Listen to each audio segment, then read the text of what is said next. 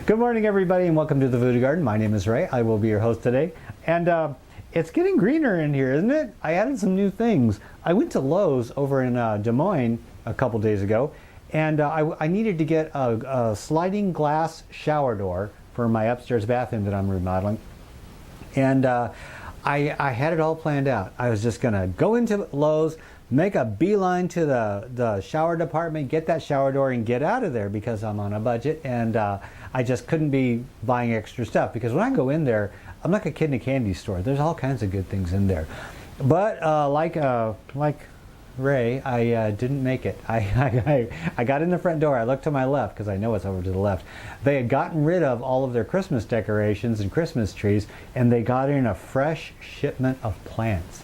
And I am a sucker for the plant department at any store. I can't resist. I just literally cannot resist. I can't stop myself. And so Mike and I walked in there, and I said, Mike, go ahead and look at tools. I'll be gone for a while. He knew what was going to happen. So he went to look at the tool section. I got a shopping cart, and I went over there because I knew I was going to need a shopping cart. See, I may have no self-control, but I know myself. So I made sure I took a cart because I knew something was going to happen. And they were getting rid of their poinsettias from Christmas. And after Christmas, you can get a really good deal on poinsettias. And poinsettias aren't just this thing is poking me. Poinsettias are not just a Christmas plant. You can grow those year after year. And I did that once. I did it before I started the Voodoo Garden channel, I think, when I lived up in Minnesota. I had this little poinsettia that I got for Christmas, and after Christmas, did you know that the red on top of a poinsettia is not flowers? No, those aren't flowers. Those are leaves. Those are leaves. Those are actual leaves on top of a poinsettia. What the producers do is they take these plants and they decrease the amount of light. They manipulate the amount of light that these plants get, and the leaves will turn red on top. Yes, those are actually leaves. They're not flowers. And what you do after the Christmas season is you take that stupid foil thing off, get rid of it, because that's just ridiculous. Take that plant, repot it, because it's going to need repotting.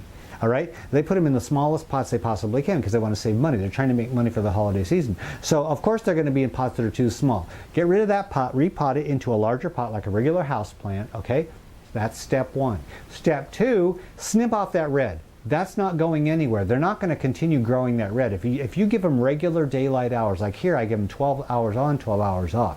If you do that, you're going to get green growth. Okay, and so what you do is you cut them back about halfway. Okay, as whatever height they are, cut them back halfway. That's the rule of thumb. Get the old dead yellow leaves out of the bottom, cut off the red stuff, put them underneath some light after you transplant them, give them some time.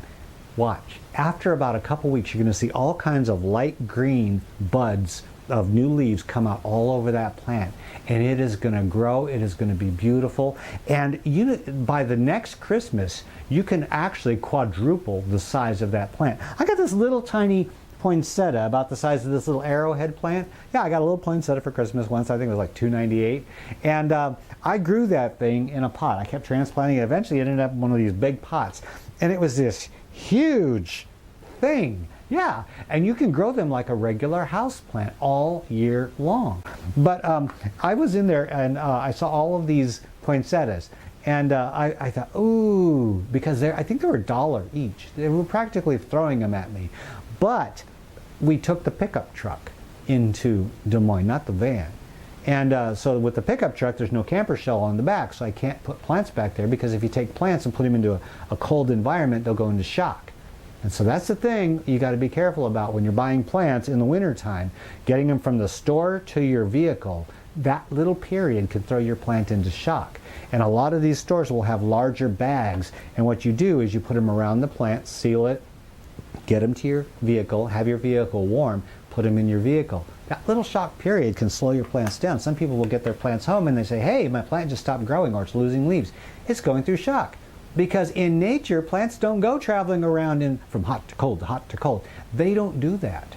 Okay? So you want to be cautious of something like that when you're buying your plants. So anyway, I bought these plants, and I had to, of course, put them all into plastic bags, and I put them into the front of the truck. So all the way back, we're driving, and it's me, Mike, Rascal, and all of these plants everywhere, poking out all over the place. And I had all of these plants. So I have some new plants I want to show you. But I also have this.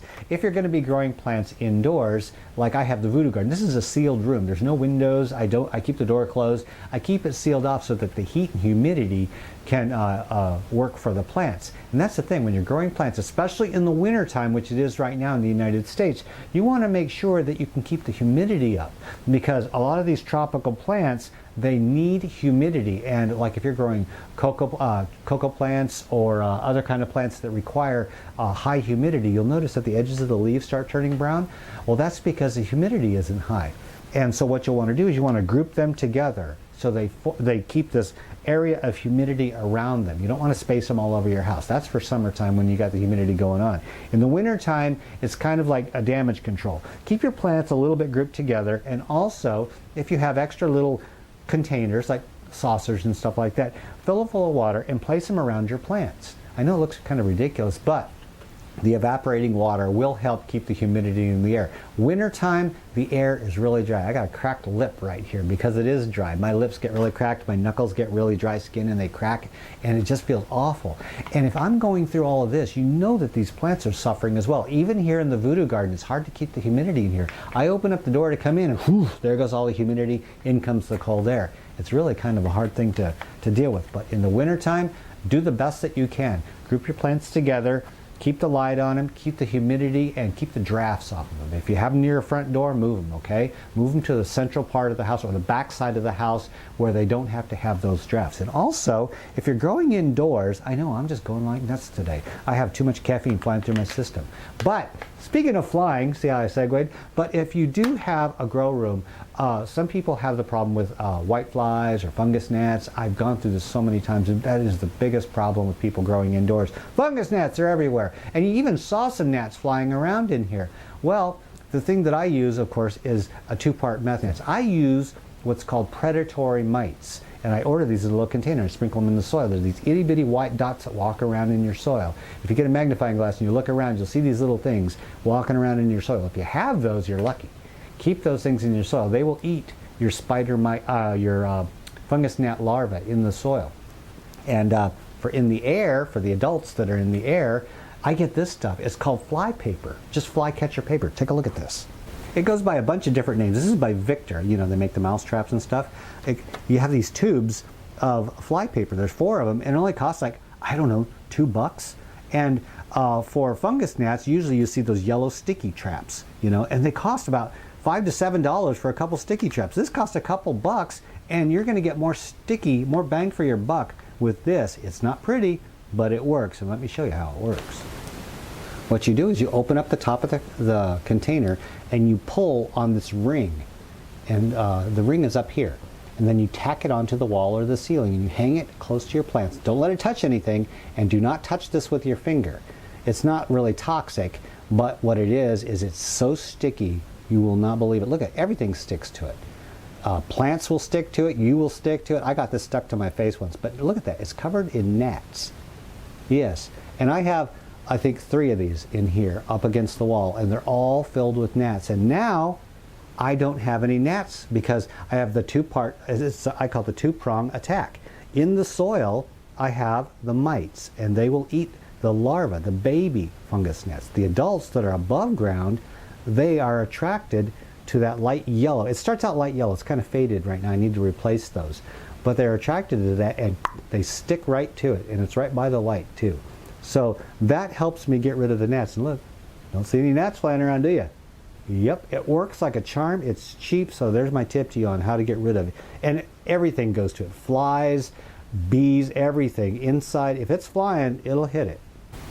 Okay, that takes care of the bugs. And somebody else asked me, actually there was a whole bunch of people who asked me. They keep asking, and so I thought, well, you know what, it's time to do another program. I've done a program on lighting, but I want to do this to help you out with your lighting. This is something that I think you're going to find very, very helpful in your indoor gardening. It's called a light stand. It's a photo light stand, I think is what it's called. And these things are wonderful. They come on a base that's very sturdy, and they'll have a couple clips and they have 2 telescoping arms. This is a short one. This is as high as it gets. But they also have taller ones. I'm using one right now to light this area right here. I normally have these bulbs going, but when I film, I turn them off because it really washes me out. And with the light over there, well, it's studio lighting. Okay, so anyway, I have one over there that goes up to 8 feet tall. And so you can Google this, photo light stand, okay? And they have them in various sizes and various prices, various companies. I'm not going to recommend any company because, frankly, I don't remember where I got these.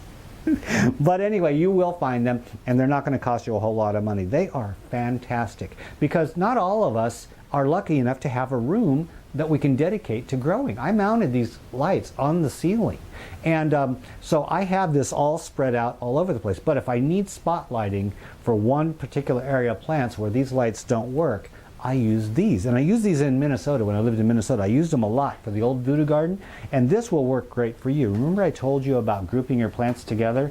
Well, when you group your plants together, you take a light like this, and you can put it right in the center, plug it in, and you have light for all these 3 plants. And then you raise it up, you know, as high as your plants are. You can go as high as you want, as low as you want, and it's perfectly safe. It's perfect. The electronics in this is great. Don't worry about it burning up and starting your house on fire. These things are great. They will handle a bulb up to, I think, 120 watts or something like that. But the bulbs that I use, oh, here it is. The bulbs that I use in my ceiling are these, all right? And these will go into here.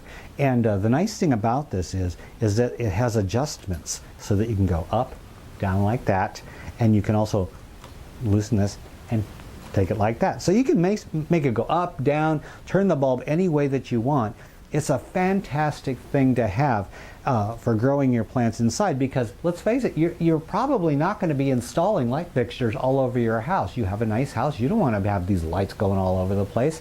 These are fantastic if you have just a couple plants that you want to grow and you want to give them the extra light that they need, because they absolutely do need light to grow healthy. These plants don't get to looking this nice from dim bulbs. I was thinking to myself when I thought of dim bulb. But no, you do need to have the proper amount of light. I'm going to give you a link to where I got these bulbs. This is a 100 watt bulb, but the light equivalent in incandescent is 500. It's like using 5 100 watt bulbs to light up your plants. This is one bright bulb. It's what I use in here. I use about a dozen of them to keep this room going.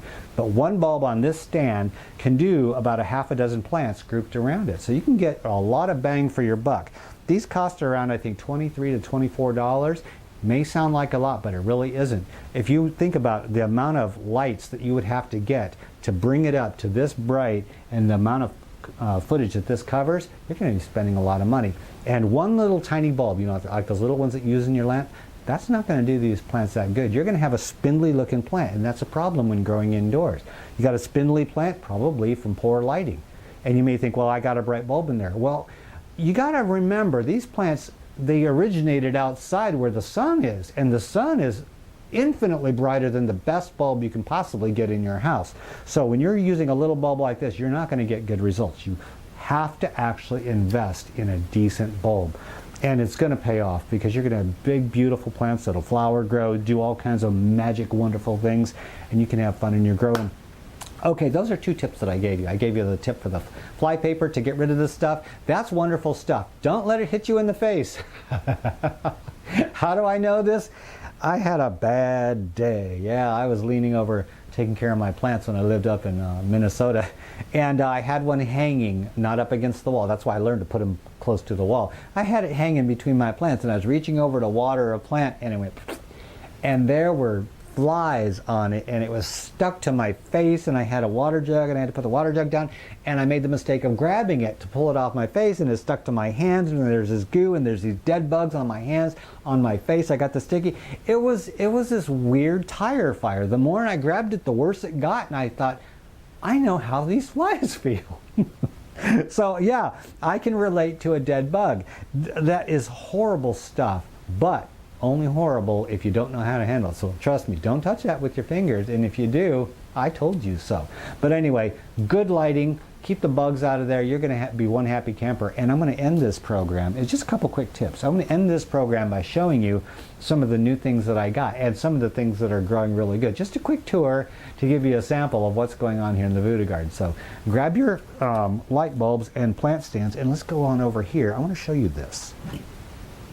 I have a fun little plant behind this Anaheim pepper. Oh, and by the way, I did harvest all the peppers off of that. Take a look. See? That's colorful, isn't it? Yep. I'm going to set these aside right now. I harvested these a few days ago, and I'm going to cook these up today. But I wanted to show you what's behind the Anaheim pepper. This is called a dragon fruit plant. See? And I started this from a very small plant. Let me show you how small this plant was when I started it. Right here. This is how small it was. I ordered it online, a dragon fruit plant. It came wrapped up and in a wet paper towel, and I planted it, and this is how big it was. And it grew and it grew, and let me show you what it turned into. It grew into this big thing, and I kept chopping it up and throwing the pieces back in there because they root very easily when you take cuttings of them. Oh yeah. And they grow and they grow, and take a look at this. I attached it to the wall, and it sends out these aerial roots to grip onto things. Yeah, oh, it grips good too. And then I had to use some plumbing hooks to hold it onto the ceiling. You see those plastic plumbing things? Yeah, U-shaped things. And it's starting to branch. Isn't that beautiful? Yeah, this is going nuts. It's headed for this light. So one of these days we're going to have a little battle here between dragon fruit and light bulb, and I don't want to be around when that happens. But we also have another one going off in this direction towards the other lights. But yeah, they actually make very good hanging plants. When you start them, you put the pot on a table and then just let them go nuts. It's going to grab my banana tree. I just know it is. Oh, I almost forgot about this one. Right up from above. I'm holding you up as high as I possibly can. Do you know what this is? Yep, it's a dwarf papaya. Yeah, a dwarf papaya. Somebody sent me some dwarf papaya seeds, and I planted them, and one of them sprouted. This plant is about 2 feet tall now. Let me put my hand over here so you can get an idea of how wide this is. Look at how wide that stem is.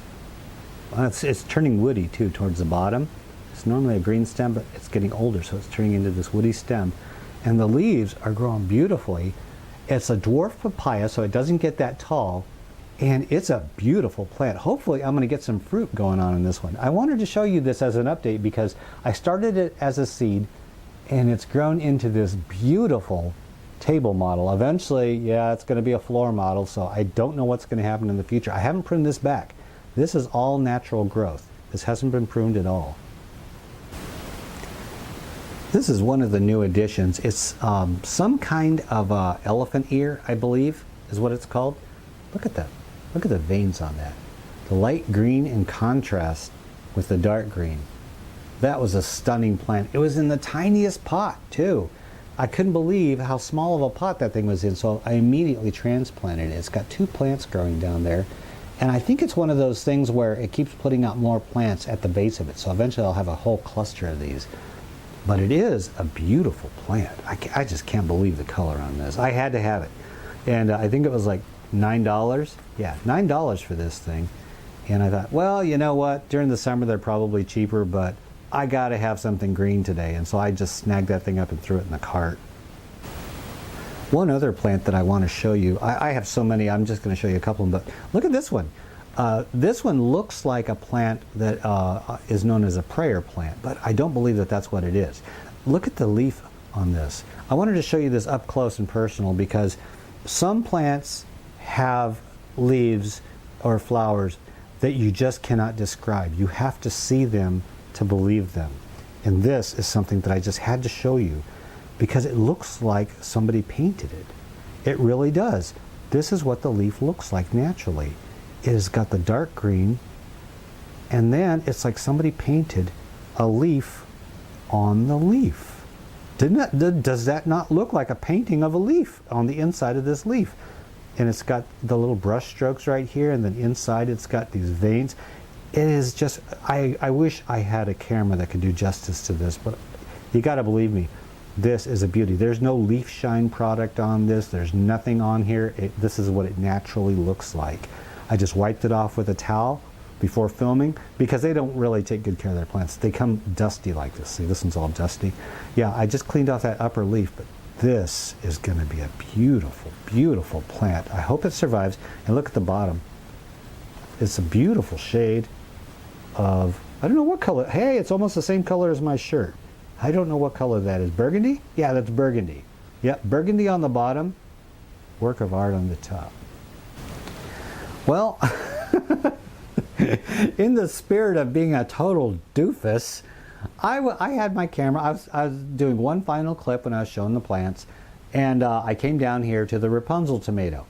And I was holding the camera, I was explaining everything, and then when I was totally done, I went to go put the camera on the tripod, and I noticed that the little blinking light right here was not blinking. I did the whole episode down here with the camera off. So I'm going to have to start all over again. So I already did the process, but I'm going to have to tell you what I did. I'm sorry. I'm not much of a cameraman. This is the Rapunzel tomato. And I wanted to make sure that I kept you updated on the whole process of growing my tomatoes and peppers indoors for when I take them outside this spring. Well, this one grew in a small cup, and then I transplanted it into a larger container. And I also pruned it because it was getting too tall. And I do that so that it'll send out side suckers. And then when I transplant this out into the garden in the spring, I'm going to bury it so that all of these suckers are buried in the soil. This is what I call the praxis method of gardening. You plant them deep, you prune them, and then you plant them deep when you take them outside. Every buried part of the stem will grow roots, and so that'll give it an extra boost in the spring, and I'll have a plant coming way out here, way out there, here, and here. 4 plants growing from one plant, and you get better production, a more stable plant. It's a better thing all around, and I've done this for so many years. A lot of people have done this process, but anyway, aside from what the process is, I transplanted this, and I make mistakes like everybody else. I think I made a boo-boo here, and I think it's showing on the leaves. Right here, you can notice the inside of the leaf towards the stem is a little lighter yellow.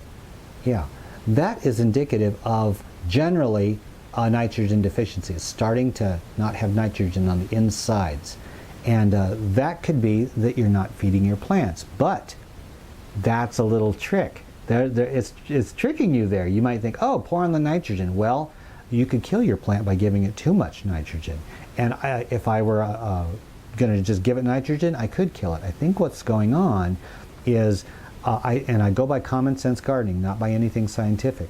I transplanted this, and that's when the problem started. The growth started getting smaller, and the leaves on the inside started getting lighter yellow. It made me consider that possibly the roots were a little bit damaged when I transplanted it, and they didn't take hold yet. And that's what will happen if the engine down here, the roots, the engine is not working right, the product up here is not going to work right. So what I did was, just now, I clipped off half of the left branch right here. I clipped off the left half, and the right half is laying on the ground over there. I did the exact same thing over there. I pruned this earlier when I transplanted it.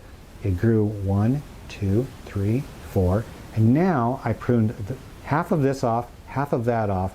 What it's going to do is going to cause new buds to start growing from the junctions where the leaves were here, but it's also going to thicken up these stems, and the best part of this is it's going to give the plant less to support up here so that it can focus its energy on developing those damaged roots, getting more roots in there. If it has less to support here, it can divert energy underneath the soil, and that's what I want it to do right now. This can wait. We need to have a good foundation before we can have a good top growth. So I'm going to focus on the foundation. I clipped off some of this, which was excess baggage for it. Once the roots are fixed, it'll start putting out better growth. That's my theory, and I'm going to go with that. And it smells good too. You can take these clippings, cut off the side stems, and toss them into soil or water, root them, and get new plants, but I don't need new plants. I only want one Rapunzel plant. So this is it. This is my Rapunzel plant. So I don't need these. So what I'm going to do is I'm just going to sniff them. They do smell good. I love the smell of tomato leaves. Every now and then, just for no reason at all, I'll come down here and snip off a leaf or rub the leaves and then sniff my fingers for a while. It makes me happy. Especially in the winter time when I'm really, jonesing to get out there and work in the garden, and I can't because it's underneath a million feet of snow. I come down here and I sniff my plants, the pepper plants, tomato plants. Yeah, it's actually kind of fun. Ooh, oh. I forgot.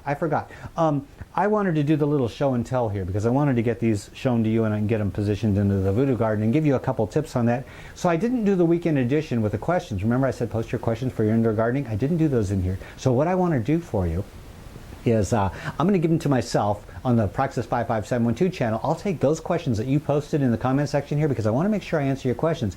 I say post your questions, you take the time to do that. I'm going to take the time to answer your questions. So the questions that you asked, I put them on a piece of paper, or two I think, and I'm going to go out to the coop as soon as I get everything done in here. I'm going to go out to the coop and I'm going to put the camera out there and we're going to go freeze our butts off out in the chicken coop with the goats and stuff because I haven't spent enough time with the goats. I've been so busy doing damage control on things in the house that I have really kind of not given the goats as much attention as I want, and I really want to be out there with them because they do miss me.